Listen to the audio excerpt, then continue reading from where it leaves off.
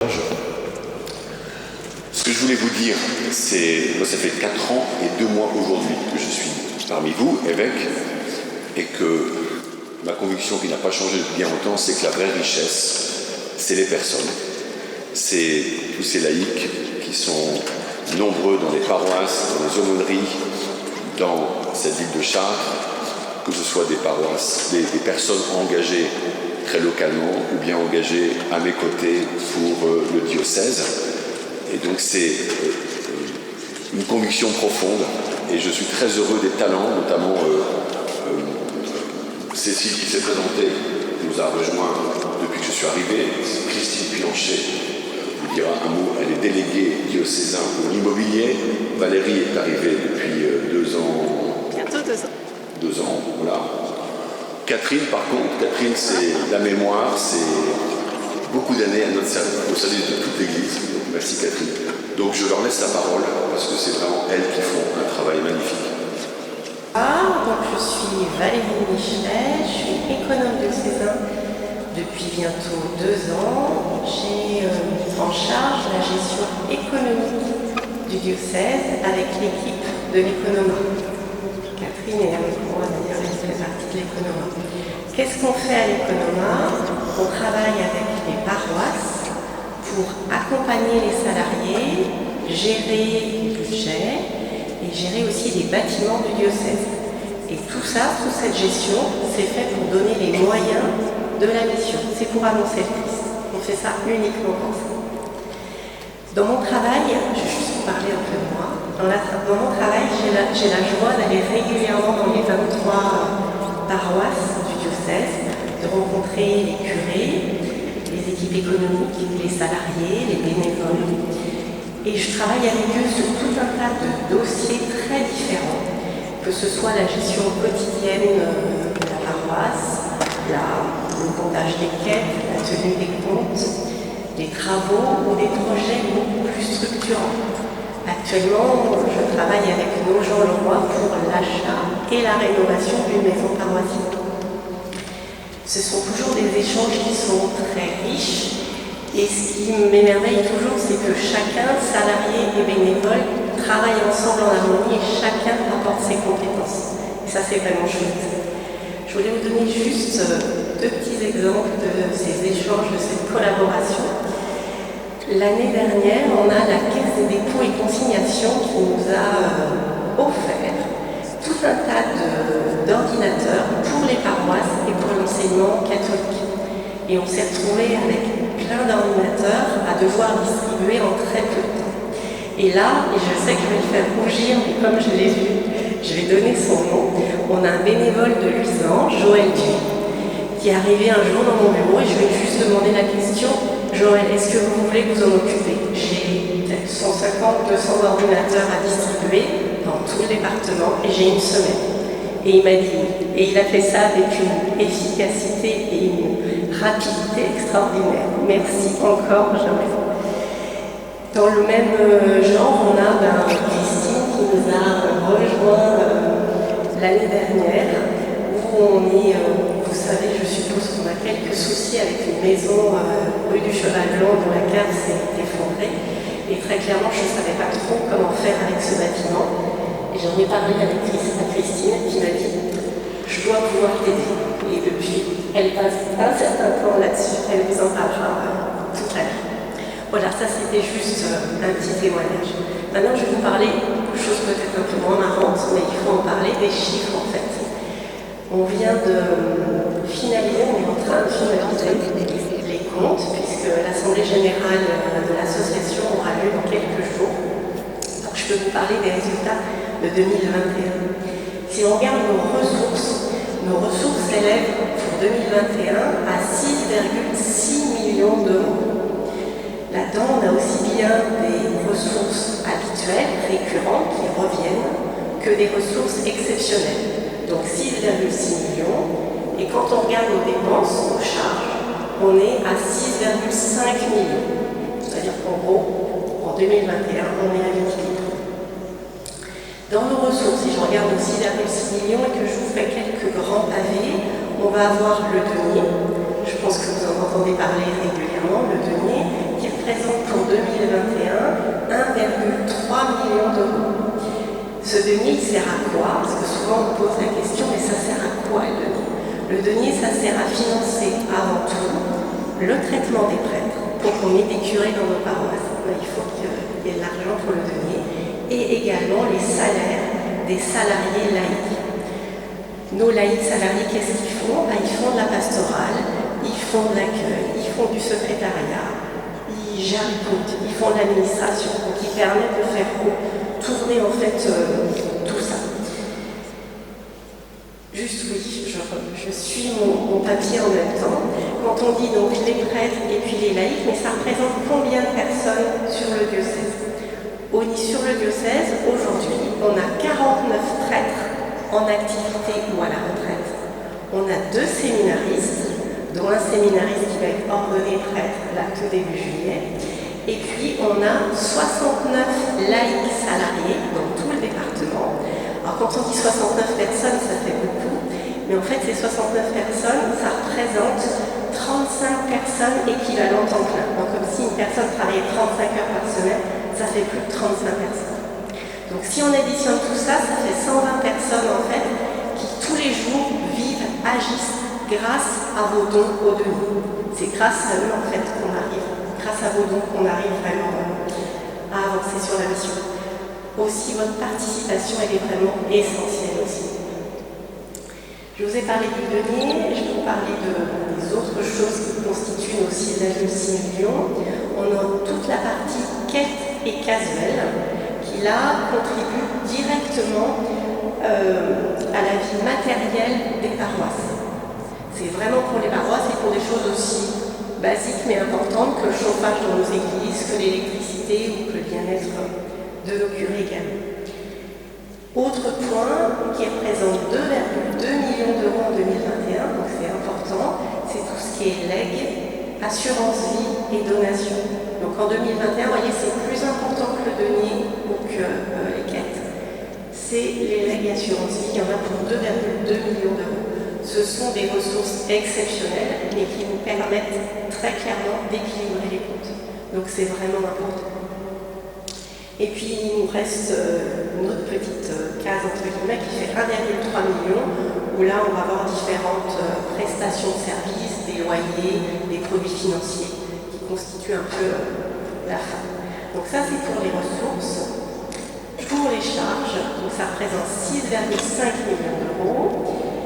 Et là, si je regarde, il y a 2 grands pôles vraiment importants. On a tout ce qui est traitement, salaire et charges sociales, qui représentent les traitements de nos prêtres et les salaires de nos laïcs. Salaire et charges sociales, qui représentent quand même quelque chose d'important, donc pour 2 millions. Après, on a tout ce qui est frais qui concerne nos bâtiments. Au niveau du diocèse, on a beaucoup de bâtiments très divers. On a 142 bâtiments différents. Alors dans les 142 bâtiments, je ne sais pas si je vous rassure, malheureusement, on n'a pas toujours des bâtiments qui valent grand-chose. Dans les 142, on a des églises, on a des presbytères, des salles paroissiales, mais on a aussi des calvaires. Ça fait aussi une ligne. Et donc tout ce patrimoine-là, il faut l'entretenir, il faut faire des travaux. Et là, en 2021, ça représentait 1,8 million d'euros pour entretenir, assurer tous ces bâtiments. Et puis 2 autres choses, on va dire tout ce qui est achats divers, consommables, ça va de la ramette de papier à des achats divers et variés. Et là, ça représente 1,3 million. Et puis on a tout ce qui est autres charges financières exceptionnelles qui représentent 1,4 million. Dans les autres charges, on a en particulier une charge qui nous tient beaucoup à cœur, pour un peu plus de 100 000 euros, qui sont en fait les frais de maison de retraite pour nos prêtres en EHPAD en fin de vie. On a les sœurs de Saint-Paul qui s'en occupent très bien, mais tout ça, ça a des coûts aussi et il faut en prendre soin. Voilà, donc en gros, on voit bien que nos charges habituelles récurrentes, elles sont plus importantes que nos recettes récurrentes. Donc sans les donations, l'aide, l'assurance vie, on serait dans le rouge. Mais bon, cette année, on est à l'équilibre. Donc c'est pour ça que je le répète vraiment, votre soutien il est essentiel. Sans vous, à un moment donné, la mission s'arrête. Juste une dernière phrase. Pour moi, c'était important. Là, je vous ai parlé beaucoup d'argent, et c'est vrai que l'engagement avec de l'argent, il est important. Mais vous avez deux façons autres de nous soutenir, par la prière. Prier pour notre diocèse, c'est important. Et un autre point, le bénévolat. Si vous avez des compétences que vous souhaitez mettre au service de la mission, au service du Christ, n'hésitez pas à venir nous voir. Voilà, merci. Bonsoir, je m'appelle Catherine Basbaillon et je suis chef comptable donc, au diocèse de Chartres. Je travaille au diocèse depuis 29 ans. Donc Monseigneur Christori m'a demandé de vous présenter quelques chiffres et c'est un honneur. Mais auparavant, je voudrais revenir sur les 29 années et partager avec vous mon bonheur de travailler pour le diocèse. J'y ai rencontré vraiment des serviteurs de Dieu extraordinaires. Certains furent ou sont ma hiérarchie. Ils m'ont soutenu quand j'en avais besoin. Ils m'ont encouragé et ils ont donné un sens à mon travail. Tout cela avec une chaleur bienveillante. Et je les en remercie avec joie. À présent, je suis très heureuse de vous accueillir et de vous porter la bonne parole comptable. Valérie vous a donné le détail de nos ressources. Je vais donc être brève. Les dons, les legs, les quêtes et le casuel représentent de façon générale 80% de nos ressources, de nos recettes. Donc les 20% restants, ça va être les loyers, les prestations de services, etc. Donc vraiment la capacité du diocèse à porter la bonne parole du Seigneur repose donc essentiellement sur votre générosité. Voilà. La pérennité de l'Église dépend de vous. Et comme comptable et croyante, je vous en remercie vraiment du fond du cœur. Merci, merci à tous. J'aimerais demander à Catherine une chose. Oui. Catherine, prenez le micro. C'est pas prévu ça. Catherine va beaucoup dans les paroisses, voir les conseils paroissiaux, affaires économiques. C'est vrai, je crois. Parfois. Oui, parfois. Alors, quel est l'intérêt de rencontrer ces conseils? Qu'est-ce qu'ils attendent de vous? Qu'est-ce qu'ils vous disent aussi, peut-être? Ça a apporté un soutien comptable, je pense, c'est les réconforter et puis les soutenir. Et je pense aussi une certaine reconnaissance. On a besoin d'échanges et de reconnaissance. Et c'est vrai que les échanges en paroisse sont très importants. D'aller sur le terrain, c'est vraiment très important et d'aller à la rencontre des gens. Effectivement. Est-ce qu'on peut dire que dans chaque conseil pastoral, économique, paroissial, il y a 4-5 personnes? Ça veut dire qu'il y a... Entre 4-5 personnes et une dizaine. Ça veut dire qu'il y a peut-être 150 personnes dans les paroisses qui sont directement impliquées pour les comptes. Oui, tout à fait. Massier, et parmi vous, sûrement certains le sont. Oui, certains. Merci à vous. Ouais. Voilà, j'ai encore plus âgé. C'est un arrêt sonore.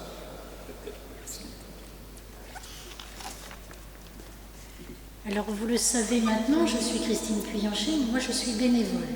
Donc, je suis avec et à part. Lorsque Monseigneur Christori m'a proposé de rejoindre le CDAE, passer la surprise, il faut le dire, j'ignorais ce que je pouvais apporter à l'équipe. C'est quoi le CDAE?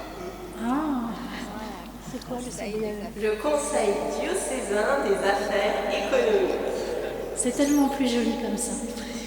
C'est un conseil pour l'évêque. Bref, nous sommes autour de Monseigneur. Et j'ignorais ce que je pouvais apporter à l'équipe en place, ce qui m'a fait douter de répondre oui. Et puis j'y suis allée quand même, et en œuvrant au sein de l'équipe, il m'a été donné la possibilité, par Valérie, d'intervenir sur des dossiers immobiliers qui nécessitent beaucoup de temps et d'attention. J'ai mesuré alors que mon expérience passée en tant que professionnelle me permettait d'aborder sous un jour différent les sujets proposés et qu'il m'était possible de soutenir l'équipe en place qui n'avait pas forcément le temps nécessaire pour appréhender chaque particularité des dossiers. Les dossiers immobiliers sont parfois des dossiers compliqués. Monseigneur Christori m'a alors confié le poste de délégué immobilier. C'était un titre dont je n'avais pas besoin et pour autant, il était là. Alors, mon premier galop d'essai a été la maison rue du Cheval Blanc. Galop d'essai, cheval blanc, ça allait de soi. Bel immeuble au pied de la cathédrale ayant été endommagé par des infiltrations des réseaux extérieurs. Je pense que vous le savez tous. Une expertise a été diligentée et des travaux de confortement de la cave effondrée sont aujourd'hui en cours et devraient se poursuivre sur le second semestre de cette année. La restauration n'est pas achevée et loin de l'être. Ce dossier aux enjeux financiers très importants va perdurer encore un peu. Et puis, Monseigneur Christori m'a proposé de mener à bien le dossier de restauration de l'église Saint-Jean-Baptiste de Rechèvre. Peut-être savait-il que j'y avais été baptisée, que chaque dimanche j'y venais à la messe et que j'y avais fait ma profession de foi et que mes sœurs s'y étaient mariées. En un mot, qu'elle était pour moi chargée d'émotions passées. C'est donc pour moi une aventure toute particulière que de participer à restaurer et embellir cette église unique par son architecture et sa structure métallique tridimensionnelle. Nous n'en sommes qu'aux prémices du dossier et il nous faut rechercher les fonds nécessaires à la restauration de ce lieu emblématique appartenant au diocèse. L'entretien et la restauration du patrimoine diocésain est une charge particulièrement lourde que nous ne pourrions assumer sans votre générosité. C'est donc tout naturellement que je tiens ce soir à vous remercier pour le soutien financier essentiel sans lequel notre patrimoine ne pourrait être préservé. Merci à vous tous. Moi, ça fait que 2 ans que je suis déléguée pour la pastorale des jeunes et des vocations. Je m'appelle Lucie. Avant, j'étais au lycée et collège Notre-Dame de Chartres pendant 7 ans. J'ai agi là-bas et en fait, ce qui m'importe, c'est de transmettre la foi aux jeunes, cette joie d'avoir la foi au Christ communicative et joyeuse. Et donc, l'équipe qui est venue avec moi ce soir va vous partager un peu ces projets. La pastorale des jeunes et des vocations, c'est une pastorale qui anime des camps d'été. Sachez que sur le diocèse de Chartres, il y avait 2 camps d'été et cette année on en a 3. Ils sont remplis. Ça demande des animateurs, ça demande beaucoup de bénévolat aussi. Vous avez aussi le pèlerinage VTT, où beaucoup de jeunes s'investissent. Le sport pour eux, c'est vraiment un truc qui compte. Prier et pédaler, ça ne fait qu'un. Vous avez aussi Lourdes, un temps fort pour les jeunes qui veulent se ressourcer auprès de Marie. Pour les plus grands, Thésée, à la Toussaint. Et puis, en février, vous avez le camp Théoski, qui emmène les jeunes prier et faire du ski, comme vous le comprenez bien. Tout ça, ça entraîne beaucoup de jeunes. Le camp de prière, par exemple, vous avez plus de 100 jeunes qui sont à la fois du primaire et du collège. À Lourdes, c'est à peu près les mêmes proportions. Et pour le Théoski, 50 jeunes sont partis skier en février dernier. Donc je vous dis ça, c'est que vos dons sont très importants. Beaucoup de jeunes ont besoin d'être formés et nous proposons aussi des camps BAFA. Et vous savez que ça a un coût, donc c'est important de former nos jeunes à continuer à venir porter les camps. On a déjà formé quelques-uns, alors on ne finance pas tout, mais au moins la moitié de leur formation est prise en charge par la pastorale des jeunes et des vocations. Donc c'est très très important que vous continuez à soutenir cette pastorale. Et puis il y a un autre petit groupe dont je voudrais vous parler qui s'appelle le groupe Samuel, qui est un petit groupe qui aide les jeunes à réfléchir à leur vocation. C'est porté par une petite équipe de Chartres et les 12 jeunes se retrouvent régulièrement pendant l'année pour réfléchir à leur vocation particulière. Et ça va de la 6e à la terminale. Donc c'est très important. Et aujourd'hui, nous avons un témoin de ce petit groupe Samuel qui va se présenter et vous parler de son pèlerinage à Rome. Bonsoir, je m'appelle Jacques Claire et donc je fais partie, comme l'a dit Lucie, du groupe Samuel. Et nous sommes partis en mai dernier, du 13 au 16 mai, à Rome pour la canonisation de Charles de Foucault et de 9 autres saints. Alors ce qui m'a beaucoup marqué en fait dans ce pèlerinage, c'est qu'on est partis pas très nombreux et on ne se connaissait pas forcément beaucoup les uns les autres. Parce qu'il y en avait, c'était leur première fois au groupe Samuel, et il y en avait, c'était des anciens qui revenaient pour le pèlerinage. Et malgré ça, en fait, on a eu vraiment une joie tout le temps, partout. On était tous comme des frères et dans les rues, on était tout le temps heureux et c'était quelque chose d'incroyable. Ça m'a beaucoup marqué, cette joie du petit groupe, parce qu'on est parti à 11 et il y avait Clément sur place qui nous a rejoints. Nous étions un peu les 12 apôtres. Et en plus, ce pèlerinage a été très marquant parce que nous avons donc assisté à la canonisation de 10 nouveaux saints, dont Charles Foucault et 2 autres saints français. Pendant ce pèlerinage, on a pu découvrir la vie de ces saints et de voir l'église rassemblée sur la place Saint-Pierre, parce qu'il y a quand même pas mal de gens qui sont venus pour cette canonisation et de pays très différents, parce qu'il y avait des Indiens, parce qu'il y avait un saint indien, il me semble. Il y avait des Hollandais, des Anglais, enfin énormément de gens, et de voir toute l'église se réunir avec une grande joie, c'est quelque chose de très marquant. En plus d'avoir 10 nouveaux saints canonisés, c'est quelque chose d'exceptionnel. Ça nous donne 10 nouveaux exemples à suivre tous les jours. En plus, on a découvert un peu, donc vraiment, on sait ce qu'il faut faire pour devenir saint. Pour devenir saint, exactement. On a la recette même. Et il y avait vraiment une joie incroyable. L'église, c'est magnifique. Et à la fin, moi, ce qui m'a pas mal marqué, c'est en fait le pape nous fait le tour de la place Saint-Pierre dans sa voiture. Et nous étions en fait sur le devant de la place Saint-Pierre, donc il fallait qu'on attende pas mal de temps. Et on s'est mis à tous chanter, mais en fait avec les diocèses qui étaient autour, enfin tous les gens qui étaient autour, on chantait, et tous ensemble. Et c'est là qu'on voit vraiment l'universalité de l'Église, et c'était vraiment quelque chose de magnifique. Du coup, je remercie beaucoup tous ceux qui nous ont permis de partir à Rome, parce que ça a été un moment formidable. Merci Anne-Claire. Et je peux témoigner, j'étais avec eux à Rome, et je peux vous dire que ce petit groupe de 12, c'était incroyable. Ils chantaient à tout bout de champ. Dans la queue pour attendre, pour aller rejoindre la place Saint-Pierre, vous savez, c'est toujours très long, on attend. Ça chantait et en fait, ça communiquait la joie de ce chant, la joie de la prière à tous ceux qui étaient autour de nous. On chantait dans la rue, on chantait en faisant la queue dans le glacier, on chantait partout. Ça a été formidable. Maintenant, je vais vous parler d'un autre aspect. On a un très grand projet, on part très vite et très bientôt au JMJ. JMJ, peut-être vous connaissez, les Journées mondiales de la jeunesse. On a une très très belle affiche, alors peut-être que pour certains, elle n'est pas très parlante, mais pour beaucoup, elle invite au voyage. Et elle invite aussi à la prière. Alors, c'est pas très explicite, mais à nous de transformer ça en disant c'est l'occasion de découvrir quelle est la foi des chrétiens.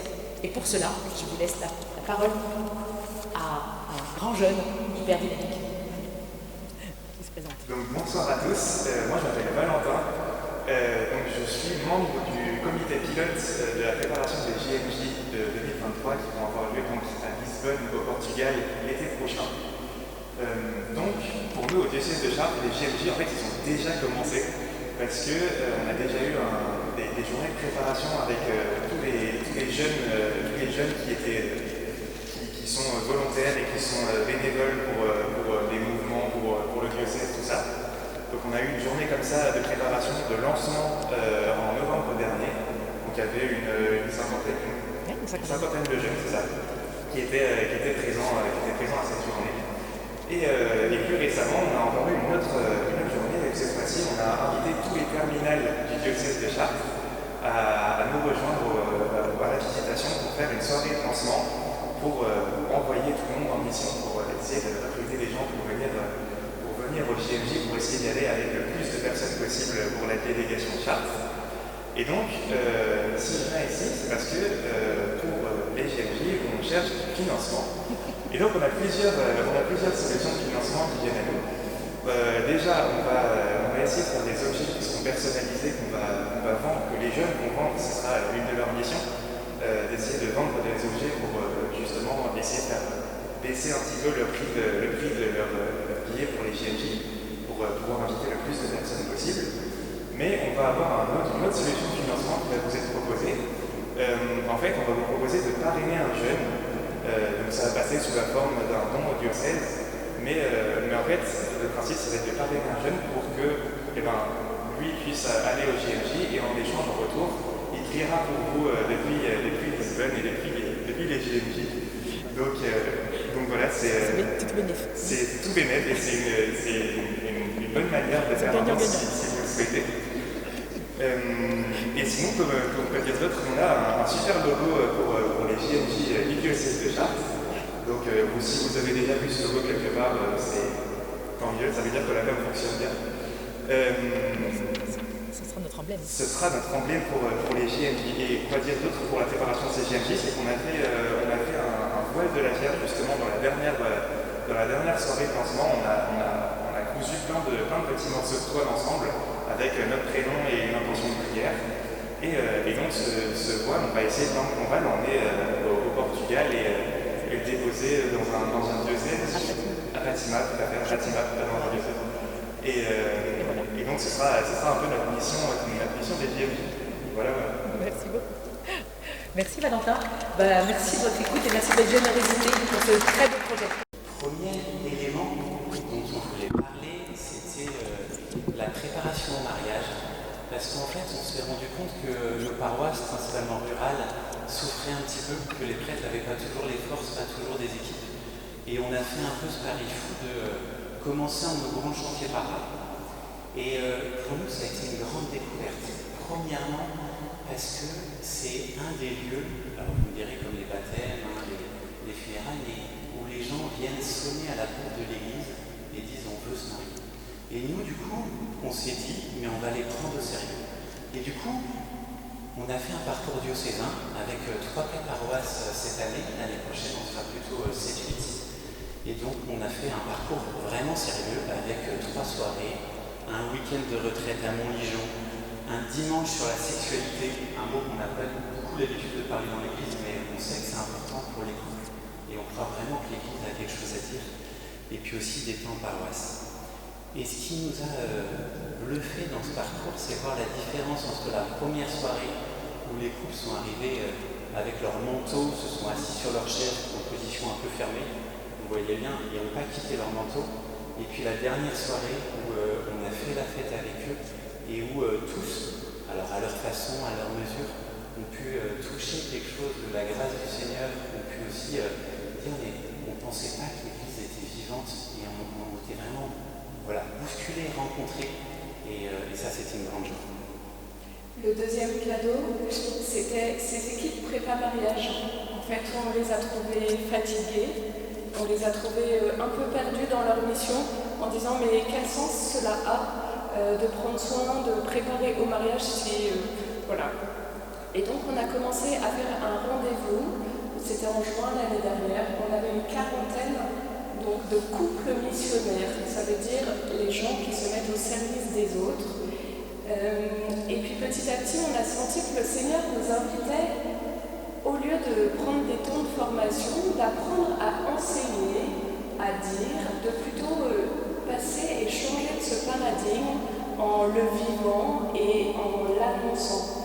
Et donc ces couples missionnaires se sont mis en chemin, justement, aussi continuer ce chemin dans la prière, voilà. Et du coup, pour ce parcours, on a proposé du coup des soirées de formation, qui sont à la fois des soirées de formation de partage, un week-end en janvier, et puis une journée en fin d'année pour relire. Mais voilà, on appelle ça couple missionnaire, mais c'est aussi valable pour vous. Donc si vous avez envie de continuer à vous former sur des thématiques autour du couple, autour aussi de la parole de Dieu, autour du partage, n'hésitez pas. Il y a déjà un week-end qui est prévu le 14-15 janvier 2023. Donc ça, c'est pour tous les couples qui ont envie de se mettre au service des autres. Et puis le troisième pôle, pour la mission des couples et des familles, pour nous, c'était important de prendre soin des familles. Vous savez qu'elles sont fragilisées de plus en plus avec les différents contextes que l'on traverse. Et pour nous, notre mission, c'est de tisser une grande toile des familles chrétiennes d'Eure-et-Loire. Alors, on a fait quelques événements déjà cette année, un PV des familles. Alors, il y avait 400 personnes. Cet été, on propose un pèlerinage vers Compostelle. On part de Chartres à pied et on va jusqu'à Tarbouet pour cette première édition. Et puis, donc, toutes ces aventures sont déjà renotées pour l'année prochaine. Avec, en plus, on imagine créer un événement autour de la Saint-Jean avec les autres pastorales, justement pour continuer d'attirer le tout venant. Donc, ce sera plutôt une kermesse et un rallye au vélo ou à pied. Et puis il y a deux derniers petits éléments. Quand Tisser cette toile, on se rend compte que la rencontre est importante. Et du coup, on a à cœur de se déplacer dans les différentes paroisses. Alors soit personnellement, soit parce que parfois on est appelé par des paroisses. Et on voit vraiment finalement dans les événements, les gens qu'on a rencontrés personnellement, avec lesquels on a vécu quelque chose, ont plus de facilité à revenir et à s'inscrire. Voilà, donc on va essayer de continuer ça. Et puis tous les mois, on fait aussi une newsletter avec du contenu pour les couples. Et c'est une grande grâce parce que voilà, une newsletter c'est toujours quelque chose, un peu une bouteille qu'on lance à la mer. Et c'est chouette de voir des petits retours. Et puis mine de rien, aujourd'hui on a 400 inscrits. Donc si on se dit que chaque personne représente un couple, on peut se dire qu'il y a entre 600 et 800 personnes qui sont touchées par ce petit temps en couple. Et voilà, qui permet de continuer de grandir sous le regard de Dieu. Donc plein de grâce pour cette pastorale et cette mission. Donc je me présente, je suis le père Nicolas Bousset, je suis né à Dreux et je suis prêtre depuis 2017, formé au séminaire interdiocésain d'Orléans.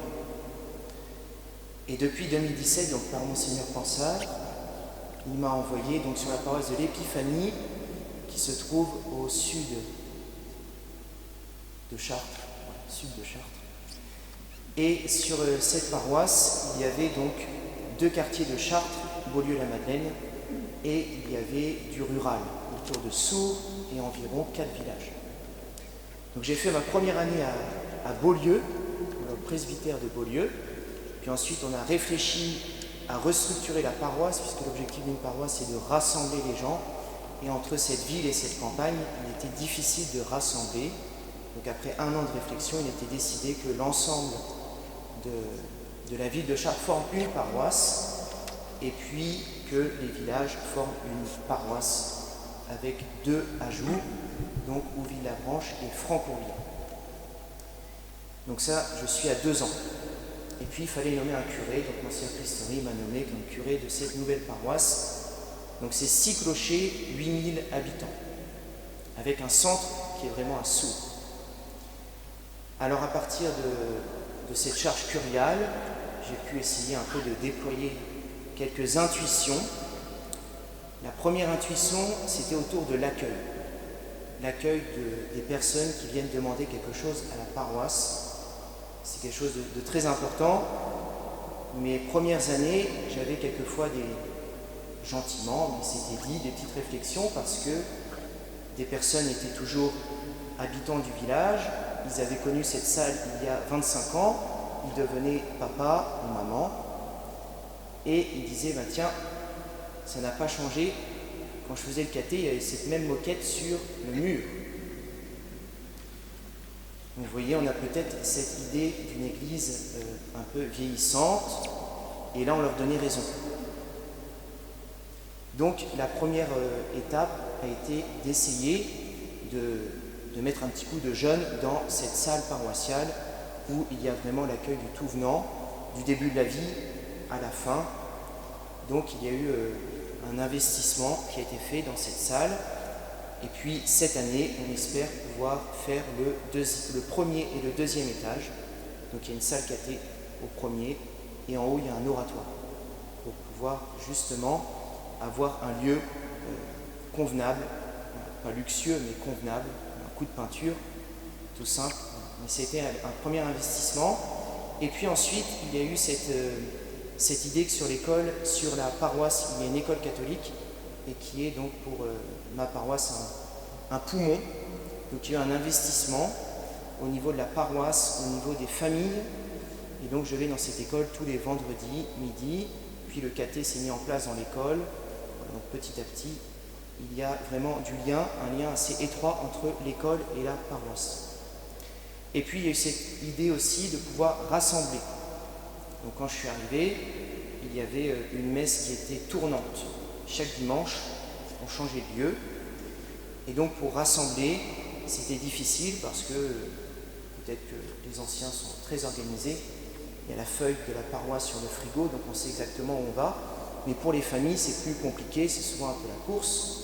Le constat est que souvent, il y a une partie de la paroisse qui arrive à 10h pour 10h30. Et puis ils repartent tout de suite après la messe. Il y a une autre partie de la paroisse qui arrive à 30 ou 35, et puis ensuite qui reste un peu après la messe. Et donc eux, c'est la précipitation avec les enfants, etc. Simplement le petit détail pratique de savoir où est la messe.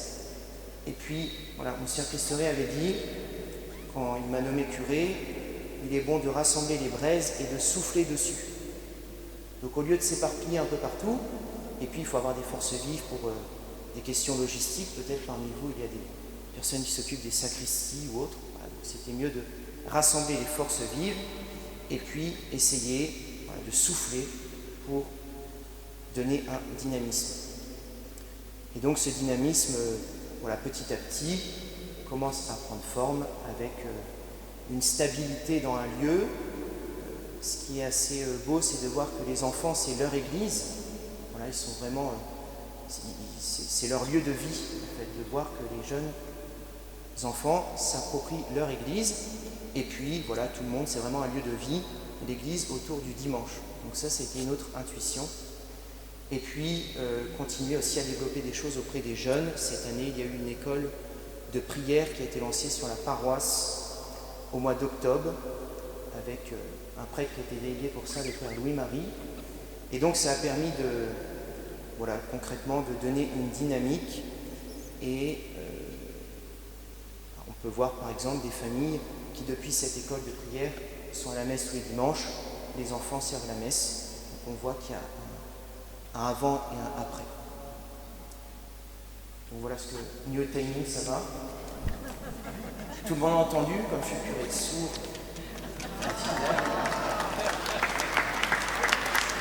Merci Nicolas. Je rends grâce pour l'équipe des prêtres très âgés. Vous savez que le père Raphaël Malcuit est entré dans sa 100e année, 99 ans il y a quelques jours. Donc c'est notre doyen, mais aussi des jeunes prêtres. Et comme on vous l'a dit, on a Clément qui est diacre, sera ordonné prêtre ici même le 3 juillet, dimanche 3 juillet à 15h30. Olivier est à Ars et son parcours se passe bien. Il y a un troisième garçon qui finit sa propédeutique et j'espère qu'il va confirmer le séminaire à la rentrée. On attend d'autres jeunes, j'espère qu'ils vont nous rejoindre. Ça, c'est une chance, une joie, vraiment. Un petit mot très simple par rapport aux écoles. C'est vrai qu'on a souhaité être dans nos écoles assez investis. Nicolas y va chaque semaine. Vous voyez, une petite école de 120 Non, 85. 85 même. C'est toute simple, mais qui est bien conduite. Pas en très bon état matériellement, mais pour les enfants, ça ne change pas. Ils sont là heureux. On a la nouvelle école qui est en construction. Ce n'est pas un budget du tout diocésain, c'est un budget différent. Mais je vous le dis quand même, en bas de la colline, l'école Guéry, qui va être déplacée. On a un projet d'une autre école qu'il faut qu'on déplace à Annette, où l'école actuelle est en très mauvais état. Et elle n'est pas récupérable au niveau bâtiment. Donc le projet avance pour cette nouvelle école à Annette. Voilà. En tout cas, on est très présent dans les écoles autant qu'on peut, avec bien sûr des laïcs qui sont actifs, acteurs de tout ça. Beaucoup de bénévolat. Alors, merci à ceux qui ont pris la parole. On aurait pu dire d'autres choses, mais on s'est dit que c'était quand même une façon de couvrir un peu les sujets à la fois financiers. Vous avez vu la part conséquente des donations, assurance vie et legs. C'est un revenu sympathique pour 2021, mais tellement aléatoire. D'un an sur l'autre, on ne sait pas ce qu'on aura. Donc c'est dans les mains de Dieu.